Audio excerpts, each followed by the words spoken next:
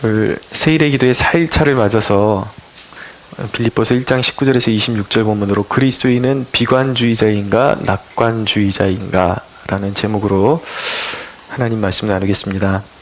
먼저 우리가 첫째로 기도와 성령님과의 그 상관관계에 대해서 우리가 배우게 됩니다. 자, 오늘 본문을 보십시오. 19절. 이것이 너희 간구와 예수 그리스도의 성령의 도우심으로 나를 구원에 이르게 할 줄 아는 고로라고 말씀하고 있습니다. 이것이 투토라는 단어인데 이 바울이 지금 처해 있는 상황이 라는 뜻입니다. 그러니까 바울이 옥에 갇혀 있고, 그리고 바울을 시기하는 그런 세력들에 의해서 그렇게 시기를 받으면서 복음을 전하는 녹록치 않은 상황 가운데, 고난의 한복판에 바울 자신이 처해 있는 상황이 빌립보 교회 성도들의 간구를 이끌어내고, 그래서 성령님의 도우심으로 이어져서 구원에 이르게 될 것이다 라고 바울이 이렇게 말하고 있는 것입니다. 여기서 구원은 두 가지 해석이 존재합니다. 하나는 무엇이냐면 로마 감옥에서 석방되는 것, 그것을 이야기하는 것이고, 또 한 가지는 무엇이냐면 감옥에서 맛보는 영적인 해방을 이야기하는 것으로 그렇게 해석하는 학자들이 있습니다. 둘 중에 어느 것이다 딱히 이렇게 정확하게 판별하기란 쉽지 않습니다. 근데 문맥을 통해서 가장 좋은 그 해석을 우리가 선택을 해야 되는데, 저는 이 대목에서 25절에 보니까 25절에 내가 살 것과 너희 믿음의 진보와 기쁨을 위하여 너희 무리와 함께 거할 이것을 확실히 안다라는 걸 보니까 25절에 견주어서 볼 때 바울이 빌립보 성도들의 기도로 석방될 것을 이렇게 전망하고 있다라는 것을 알게 되는 것입니다. 대부분의 학자들이 동의하는 것이 무엇이냐면, 바울이 주후 61년경에 로마 감옥에서 1차적으로 한번 석방이 됩니다. 그리고 바울이 마게도냐와 아시아 지역, 에베소가 있는 지역을 아시아라 그러죠. 이 아시아 이제 지방을 다니다가 마침내 스페인을 방문하고, 그리고 다시 로마에 투옥되었다가 주후 67년경에 순교한 것으로 그렇게 인정을 하고 있습니다. 그러니까 61년경에 분명히 한번 그 감옥에서 나오는 그런 사건이 있었단 말이에요. 그러니까 그런 이제 사건에 견주어서 볼 때 바울이 석방을 전망하고 있구나라는 것을 알게 되는 것이죠. 이 전체적인 흐름으로 봤을 때 바울은 아직 그 자신의 그 죽음의 때, 그러니까 주님께 부름받는 때가 아직 무르익지 아니한 것으로, 그런 어떤 영적인 그런 감동, 직감으로 알았던 것 같습니다. 그래서 빌립보 교회의 중보를 통해서 성령의 역사로 풀려날 것을 기대한다라는 표현보다는, 바울은 여기서 막 내가 풀려나고 싶다 그런 뉘앙스로 얘기하지 않습니다. 이따가 보시면 알겠지만은 죽으면 죽으리라는 그런 각오를 가지고 있는데, 어떤 성령님께서 주시는 감동을 가지고 필요에 의해서 자신이 풀려날 것을 전망하고 있다, 확신하고 있다라는 것을 그렇게 표현하는 것이 더 바를 것입니다. 자, 여기 이 대목에서 하나님이 어떤 구원을 이루시는, 여기서 제가 말씀드리는 구원이라는 것은 영혼 구원뿐만 아니라 우리가 매사에 삶 가운데 살다 보면 구원이 필요합니다. 어떤 어려운 일에서 건짐을 받는 것도 우리가 구원이라고 이야기를 합니다. 이런 구원이 필요하죠. 그러니까 하나님이 이런 구원을 이루시는 하나의 그런 법칙을 이 대목에서 배우게 되는 것입니다. 이 대목을 보면은 언뜻 보면은 너희가 기도하면 내가 풀려날 것이다 라고 이렇게 말하는 것 같지만, 그것이 아니라 성령님의 이끄심이 전제되고 있는 것입니다. 벌써 바울이 어떤 성령님의 감동하심으로 빌립보 교회에 다시 갈 수 있을 것 같은 희망을 그가 느끼고 있었다는 것은 무엇이냐면 성령님께서 그의 마음을 주장하셔서 빌립보 교회에 그 상황을 알리게 하시고 기도를 시작하게 하셨다라는 것을 알게 되는 것이죠. 그래서 성령의 이끄심이 전제되고 그리고 빌립보 성도들을 자극하시고 움직이시는 거예요. 성령님께서 친히. 그렇게 구원의 역사가 이루어지는 것입니다. 그러니까 사람에게로부터 구원이 시작되는 것이 아니라 전적으로 하나님의 역사 가운데 이 구원의 역사가 주도되고 있다는 것이 중요합니다. 그래서 성령님이 먼저 일을 시작하시고 우리가 기도하고 그 기도를 통해서 성령님이 역사하시는 것이 하나님이 우리의 삶 가운데 구원을 이루시는 그런 방식이라고 말씀드릴 수가 있습니다. 에스겔서 36장 33절에 보면 하나님께서 그 황폐한 유다 땅 이스라엘을 이제 다시 기간이 차고 너희에게 새 영을 부을 것이고 그리고 황폐했던 그 땅의 양떼가 충만하게 많아지고 다시 회복될 것이다 라고 하나님께서 약속을 주시면서 하신 말씀이 무엇이냐면 에스겔서 36장 37절에 보면 그럴지라도 라고 말씀하시는 거예요. 내가 너희에게 분명히 회복을 약속했다. 그렇지만 회복의 법칙이 있다라는 거예요. 그게 뭐냐면 내가 너희에게 회복을 약속했을지라도 너희가 이렇게 되기를 나에게 구해야 한다라고 하나님께서 말씀하시는 것입니다. 이것이 하나님께서 구원을 이루시는 방식이에요. 하나님께서 우리에게 어떤 구원의 여망을 보여주시고 전망을 보여주시고 회복의 전망을 보여주실지라도 그냥 되는 것이 아니에요. 그러니까 우리의 그 하나님 주권을 인정한다고 하면서 하나님께 모든 것을 맡겨야지 그렇게 이야기하면서 정작 자신이 기도하지 않는 것은 하나님의 약속을 믿는 태도입니까? 아닙니까? 아닌 것이죠. 하나님의 구원을 바라는 자들의 태도, 그 구원을 믿는 자들의 태도는 반드시 이곳에 성령의 역사가 있을 것을 믿고 기도해야 성령님께서 그곳에서 일하기 시작하시는 것입니다. 할렐루야. 그래서 여러분 하나님께서 행하실 일들에 대해서 여러분들에게 어떤 감동을 주실 때에 기도해야 되는 것입니다. 특별히 여러분들 삶 가운데 긴가민가 하지만 하나님이 자꾸 집중적으로 이거 안 될 것 같은데 라고 인간적인 마음이 들었다가도 포기하지 않게 되고 계속 기도하게 되는 그런 감동이 있습니다. 기도 제목들이 있습니다. 그런 것들은 포기하면 안 돼요. 끝까지 여러분들이 그 기도의 줄을 붙잡고 기도하면 하나님의 그 뜻 안에서 하나님의 정하신 시기 안에서 그 뜻이 이루어지는 것입니다. 그래서 분명하게 이것이 특별한 사람들의 이야기가 아니라 예수 믿은 모든 사람들에게 약속되어 있는 축복이라는 것을 성경이 말씀하고 있어요. 로마서 8장 14절에 보면 무릇 하나님의 영으로 인도함을 받는 사람은 곧 하나님의 아들이다 라고 말하고 있는 것이죠. 그러니까 예수 믿는 하나님의 자녀들은 분명하게 성령님께서 그 마음에 감동을 주시게 돼 있어요. 어떤 일을 이루시고자 할 때 어떤 감동을 주실 때에 그래서 거역하지 말고 계속 기도의 자리로 나아가십시오. 여러분들의 삶 가운데 어려운 일이 생길 때 낭망하지 말고 하나님의 약속의 말씀을 믿고 성령 안에서 기도하면 하나님이 반드시 여러분들에게 그 크신 팔로 구원하시는 역사가 일어나게 될 것입니다. 우리가 북한을 위해서 기도해야 되는 절대적인 이유가 무엇입니까? 이 어두운 상황 가운데 그것을 해방하시는 역사가 어떤 외교나 군사적인 옵션으로 이루어지는 것이 아니라 외교로 이루어질 수도 있고 군사적으로 이루어질 수도 있어요. 그건 방법적인 것이죠.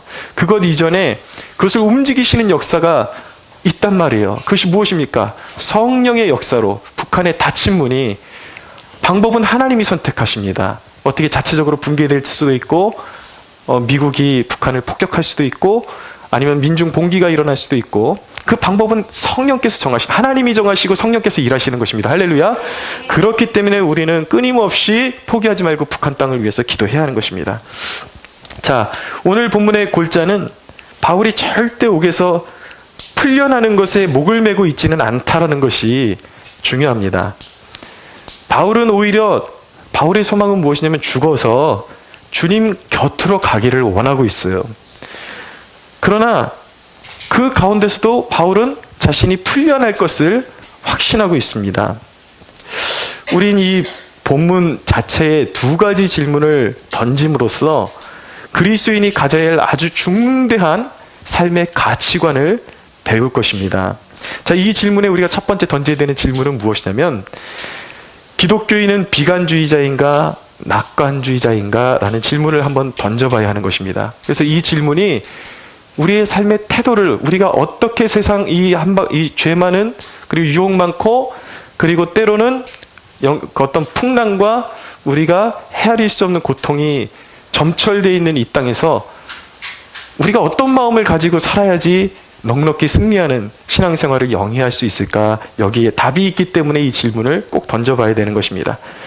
여러분, 기독교인은 비관주의자입니까? 낙관주의자입니까? 여러분, 세상을 지배하는 그 가치 성향을 크게 세분화시킬 수도 있겠지만 세 가지로 말씀드릴 수가 있습니다. 세상을 지배하고 있는 가치관, 첫 번째는 무엇이냐면 비관주의라는 것입니다. 다른 말로 염세주의라고 하죠. 이것의 중심사상은 무엇이냐면 세상은 불합리하다. 그래서 인간이 뭘 노력해도 다 불행으로 끝나고 파멸로 끝날 수밖에 없는 것이 인생이다. 그렇게 바라보는 것이 비관주의인 것입니다. 그래서 비관주의에 노출되게 되면 사람들이 스스로 목숨을 끊어버리는 그런 비참한 일을 당하게 되죠. 두 번째 그 가치관은 뭐냐면 자연주의라는 게 있어요. 이것은 눈에 보이는 세계만을 인정하는 것입니다. 초자연적인 세계를 인정하지 않아요. 여기서 이제 유물론이 나오고 그런 건데, 이제 여기서 공산주의가 나오고 그러는데, 눈에 보이는 것이 전부라는 거예요. 그래서 눈에 보이는 것을 위해서 살게 만드는 그런 가치관. 그래서 이 자연주의적으로 세상을 바라보는 사람들은 그냥 자연에 순응해서 사는 게 그냥 복이다. 그래서 뭐 그냥 괴로우면 괴로운 대로, 그리고 좀 일시적으로 행복하면 행복한 대로 그냥 충실하게 살다가 그냥 죽으면 그냥 그걸로 끝나는 거다. 그렇게 바라보는 사람들이 자연주의를 주장하는 사람들이고, 세 번째는 낙관주의가 있습니다. 이 사람들은 세상의 전망을 아주 밝게 보는 사람들인 것입니다. 근데 뭐 때문에 밝게 보는지는 이 사람들도 몰라요. 그냥 말 그대로 낙관적이에요. 긍정적인 사상을 가지고 세상을 바라보는 것이죠. 그래야지 험한 이 세상 가운데서 위안이 되니까. 그럼 바울이 취하는 태도는 과연 비관주의냐 낙관주의냐? 바울이 고백하는 것은 무엇이냐면, 살든지 죽든지 내 몸에 그리스도가 존귀하게 되게 하려 하나니 라고 말씀하고 있어요. 그리고 내게 사는 것이 그리스도니 죽는 것도 유익하다라고 고백합니다. 23절에 보니까 내가 세상을 떠나서 주와 함께 있는 것이 내게 훨씬 좋은 일이다. 그러니까 어떻게 보면 죽음을 굉장히 동경하고 있는 것 같은, 좀 이것을 오해하고 잘못하게 파악하는 사람들이 보면 오해를 불러일으킬 만한 소지도 있을 정도로 죽음을 굉장히 동경하고 있는 것 같은 그러한 뉘앙스를 풍기고 있습니다. 그러나 분명히 우리가 알아야 되는 사실은 무엇이냐면, 바울은 비관적인 마음으로 죽음을 동경하고 있는 것이 아닙니다. 바울의 궁극적인 목적은 무엇이냐면 그리스도를 얻는 거예요. 그러니까 그리스도 안에 거하고 그리스도를 얻고 구원의 성취가 이루어져서 그리스도 곁에 가서 주와 함께 영원토록 살아가는 것, 주님 곁으로 가는 것. 그러니까 바울은 하나님의 섭리 가운데, 그러니까 이것입니다. 내가 그냥 죽고 싶다 비관적으로 얘기하는 것이 아니라, 그는 지금 이전의 구절에서 그는 기뻐하라고 말씀하고 있습니다. 그는 성령 안에서 평강을 누리고 있어요. 그런데 그가 바로 지금 이야기하는 것은 무엇이냐면, 혹시라도 하나님의 섭리 가운데 이곳에서 사형 온도가 떨어져서 죽는다 할지라도 결코 후회함 없고 오히려 그것이 내 영혼의 유익이 될 수 있다. 그것이 내게는 오히려 축복이 된다라는 것을 그가 어필하고 있는 것입니다. 그러니까 다시 말씀드리면, 이 이야기는 사도 바울이 지금 죽음을 동경한다라는 뜻이 아니라 죽음을 초월했다라는 뜻을 여기서 내포하고 있는 것입니다. 사나 죽으나 주님의 것이, 죽음이 나한테는 동경할 것도 아니요, 죽음은 그냥 천국으로 건너가는 하나의 관문일 뿐이지 내가 두려워할 이유도 없고, 오히려 내 영혼에 유익한 것은 지금이라도 죽어서 천국 가면 그것이 나에게는 훨씬 더 유익한 일이다. 그것이 내게는 더 복된 일이다. 라고 그렇게 고백하고 있는 것입니다. 자, 이런 가치가 바울에게 어떤 어떤 실제적인 삶에서 영향력을 미치고 있는지 한번 보죠. 20절을 보십시오. 20절을 보면 나의 간절한 기대와 소망을 따라 아무 일에든지 부끄러워하지 아니하고 지금도 전과 같이 온전히 담대하여 살든지 죽든지 내 몸에서 그리스도가 존귀하게 되게 하려 하나니라고 말씀하고 있습니다. 자, 여기서 간절한 기대와 소망을 따라 라고 말씀하고 있는데, 간절한 기대는 무엇입니까? 바울이 바라고 있는 간절한 기대, 그리스도와 함께 거할 것을 믿는 것, 그리고 그리스도만이 존귀히 여김을 받기를 바울은 삶의 모든 순간에 원하고 있었던 것입니다. 그러니까 그의 기대는 이 땅에 있지 않아요. 온전히 그리스도께 있습니다. 하나님께 있습니다. 그러니까 이 땅에 있는 환경이 극단으로 치우치고 정말 사망의 음침한 골짜기를 다니는 듯한 막다른 골목으로 떨어진다 할지라도 그 환경이 바울을 흔들어 놓을 수가 없는 거예요. 아무 일에든지 부끄러워하지 아니하고 전과 같이 지금이 언제예요? 감옥에 갇혀 있는. 그러니까 내가 감옥 밖에서 자유할 때나 지금 감옥 안에 있을 때나 전과 같이 온전히 나는 담대하다라고 그렇게 고백하고 있는 것입니다.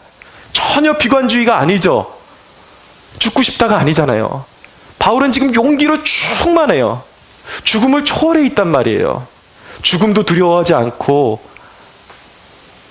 온전히 그리스도 예수만을 바라보고 있기 때문에 그는 환경에 굴하지 않아요. 그래서 지금 사람들이 야, 저 위대한 사도가 왜 걸핏하면 저렇게 매맞고 고통이 심하냐, 정말 하나님 살아계시냐, 사람들이 아무리 조롱하고 아무리 비웃는다 할지라도 자기는 그런 환경에 요동치 않는다라는 것입니다. 왜냐하면 자신의 그 고난을 통해서 그리스도만 나타날 수 있다면, 자신이 자유로울지라도 그 안에서 그리스도만 나타날 수 있다면 자기는 자랑할 것도 없고 그냥 그것으로 만족한다라는 거예요. 그리스도만이 바울의 만족이었고 기쁨이었기 때문에, 그리고 최후의 궁극적인 목적이었기 때문에 상황에 따라서 흔들리지 않는다.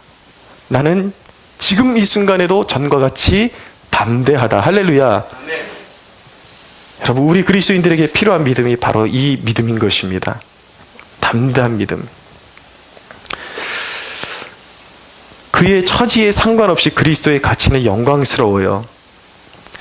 그러니 여러분, 그는 비관주의에 빠질래야 빠질 수가 없는 것입니다.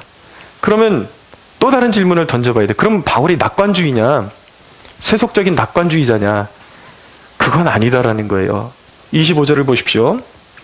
25절, 내가 살 것과 너희 믿음의 진보와 기쁨을 위하여 너희 무리와 함께 거할 이것을 확실히 아노니 라고 말씀하고 있어요. 자, 세속적인 낙관주의의 함정이 있습니다. 무조건 잘 될 거야, 잘 될 거야, 세상에는 유토피아가 임할 거야, 이럴 거야, 그렇게 이야기하지만 인간이 하나님 앞에 자신의 상태를 깨닫지 못하고 점검하지 못하고 죄 가운데 살아가면서 회개하지 않고 살아가면서 낙관적인 미래를 전망하게 되면은 어떤 불행을 자초하는가? 죄 용서함 받아야 되는 자신의 처지를 이해하지 못하고 그냥 잘 될 거야, 잘 될 거야, 세상이 다 그렇지, 그러고 살다가 결국은 심판을 피할 수 없는 상태로 빠져버리게 되는 것입니다. 근데 바울의 기대의 토대는 달라요. 자기 확신이나 어떤 막연함, 그런 게 아니에요. 세상적인 낙관주의, 세속적인 낙관주의자들이 바라보는 그런 낙관주의가 아니에요. 그가 기대하는 것은 이유 있는 기대예요. 맹목적인 기대가 아니라 이유가 있는 기대고 확신이라는 거예요. 그것은 무엇입니까? 그리스도가 그와 함께 하시기 때문에 그는 모든 상황 가운데서 낙관할 수, 긍정적으로 세상을 바라볼 수 있었던 것입니다. 할렐루야. 그리스도인은 문제가 앞에 있는데도 불구하고 문제를 회피하거나 무조건 잘 될 거야, 그렇지 않습니다. 문제를 직시해요. 그러나 그는 세상이 바라보는 시선에서 다른 곳으로 그의 시선을 옮깁니다. 세상은 비관적인 그 상황만을 바라봐요. 어떻게 할 수가 없어요. 그러나 그리스도인은 그 상황을 파악하지만 결코 좋지 않은 상황이구나 파악하지만 그의 시선을 위로 들어서 주님을 바라보는 것입니다. 그리고 주님께 도움을 구하는 것입니다. 주님께 맡겨드리는 거예요. 그리고 주님께서 우리에게 주신 약속을 근거로 그는 모든 상황 가운데서 긍정할 수 있게 되는 것입니다. 할렐루야. 그러므로 여러분, 그리스도인의 삶의 자세를 굳이 표현하자고 한다면 그는 비관주의자도 아니요, 그냥 인생이 그냥 자연스럽게 흘러간다는 자연주의자도 아니요, 그냥 속수무책으로 잘 될 거야 라고 말하는 낙관주의자도 아니요, 이것을 굳이 표현하자면 영적인 낙관주의자다라고 표현할 수가 있을 것입니다. 우리 그리스도인들은 영적인 낙관주의자가 되는 거예요. 이유 있는 전망, 이유 있는 긍정, 확신, 그것을 가져야 되는 것이죠. 열왕기하 6장에 보면 아람 군대가 그 엘리사가 있는 도단이라는 곳을 다 에워쌉니다.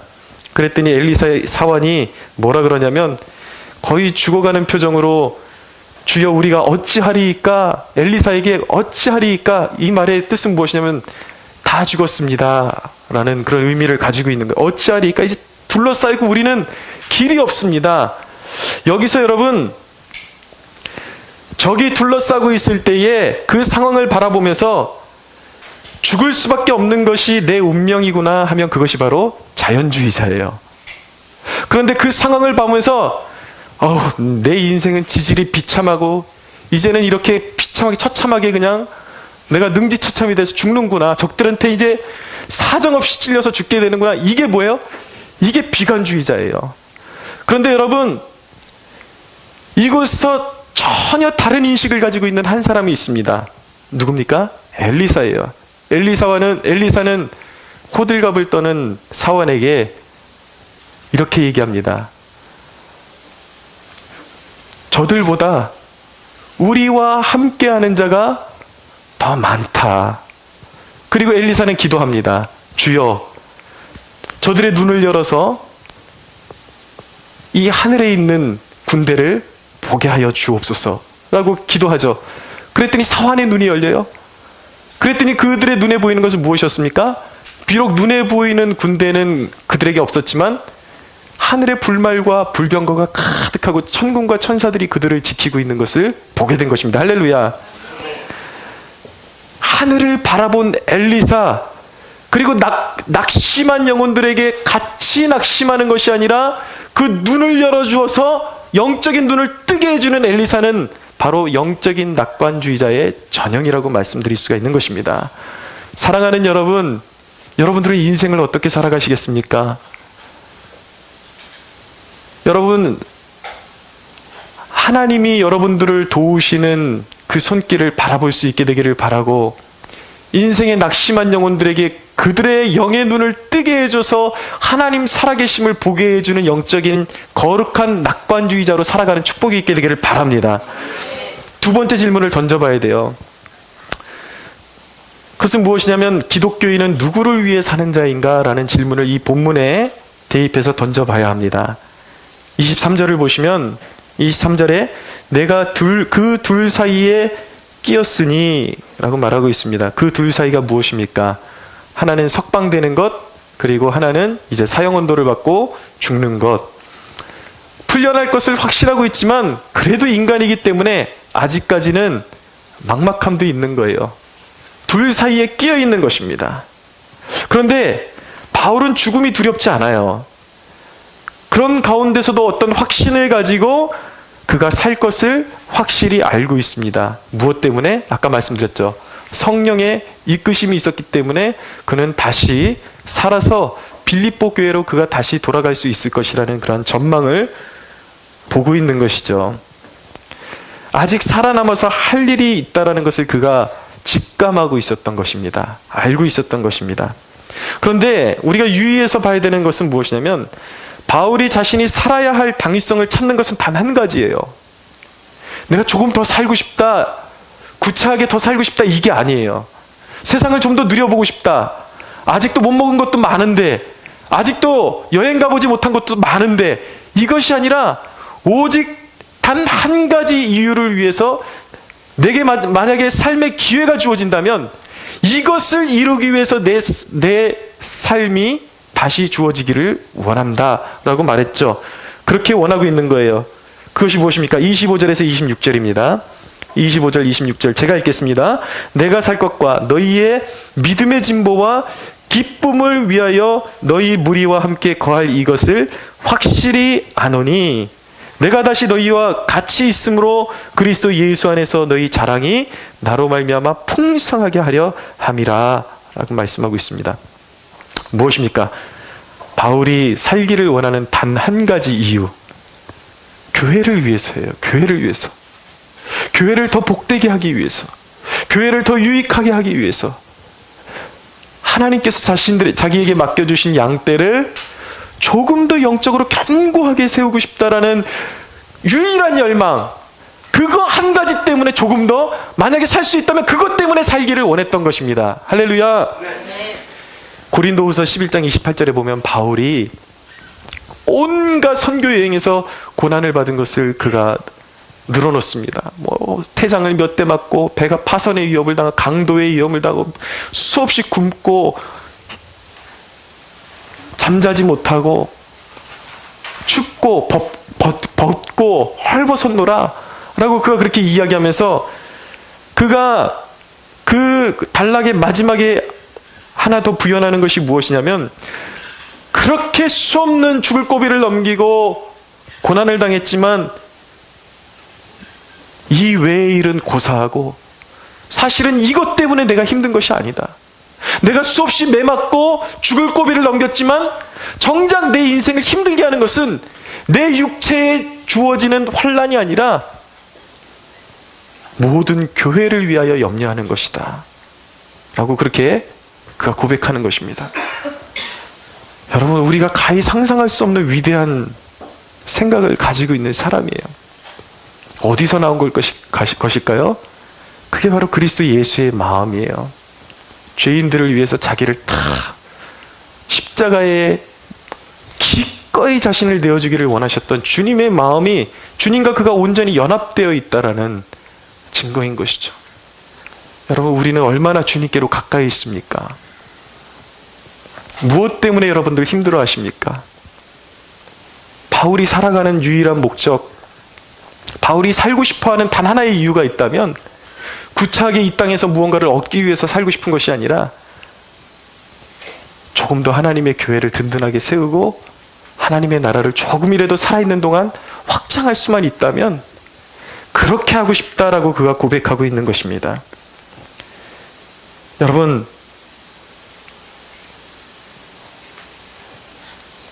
우리도 교회를 위해서 부름받았는데 우리가 위해서 살아야 될 그 교회는 어떤 곳입니까? 첫째는 우리가 부름받은 교회, 지역교회, 캠퍼스 성막교회를 위해서 여러분들이 교회를 아끼고 여러분들을 부르신 교회예요. 이것을 아끼고 이곳에서 사람을 세우고 이것을 섬기는 일에 최선을 다하기를 하나님이 원하십니다. 그런데 여러분, 우리가 알아야 하는 것은 무엇이냐면 교회의 개념을 캠퍼스 성막교회라는 이 담 아래에, 이 건물 안에 가둬놓으시면 안 돼요. 바울이 내가 교회를 위해서 염려한다, 교회를 위해서 조금 더 살기 원한다라는 것은 단순히 이 건물 안에 갇혀있는 교회를 말하는 것이 아니라 이 지역교회의 담을 넘어서 초교회적으로 사람들을 만나는 사람들마다 복음으로 이끌어내고 사람들을 양육해서 믿음에 설 수 있도록 세우고 선교지에 후원을 하고 하나님 나라의 가치관으로 여러분들의 직장을 세워가는 것, 그것이 바로 교회를 세우는 일임을 믿으시기 바랍니다. 그것이 우리가 살아가는 이유예요. 제 말이 틀린가 성경을 찾아보십시오. 여러분, 모든 선한 일을 하되 첫째 먼저는 믿음의 가정에게 먼저 해야 한다라고 말씀하고 있습니다. 우리가 세상을 이롭게 해야 되지만 가장 우선순위가 무엇인가? 교회를 이롭게 하는 거예요. 믿음의 사람들을 세우는 것입니다. 하나님의 나라를 확장시키는 것입니다. 할렐루야. 보십시오. 26절에 내가 다시 너희와 같이 있으므로 그리스도 예수 안에서 너희 자랑이 나로 말미암아 풍성하게 하려 함이라. 바울은 자신의 그 생존이 존재가 빌립보 교회의 영적인 풍성함이 될 줄로 믿었습니다. 하나님께서 아브라함에게 나타나셔서 말씀하셨어요. 너는 복이 될지라. 너는 복이 될지라. 정확히 겹치는 것입니다. 복이 된다라는 것은 무엇입니까? 교회에 복이 된다라는 거예요. 그 사람의 존재로 말미암아 교회가 풍성해진다라는 것입니다. 그 사람의 존재로 말미암아 하나님의 말씀이 풍성하게 임하고 그 사람을 통해서 하나님의 말씀이 풍성하게 흘러간다라는 것입니다.